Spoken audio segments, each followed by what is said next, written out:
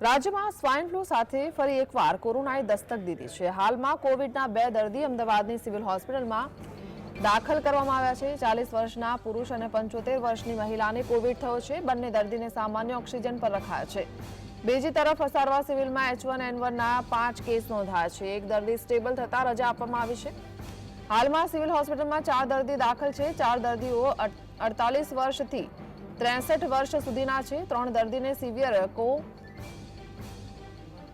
Severe કોમોર્બિડિટીઝ છે। 3 દર્દી ગુજરાતના છે, જ્યારે એક દર્દી મધ્યપ્રદેશનો છે। એક દર્દી બાયપેપ અને એક દર્દી વેન્ટિલેટર પર છે। અન્ય 2 દર્દી સામાન્ય ઓક્સિજન પર રખાયા છે।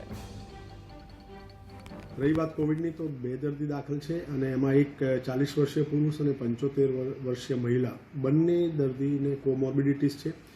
સાથે સાથે બંનેને માઇલ્ડ ઓક્સિજનની રિક્વાયરમેન્ટ છે।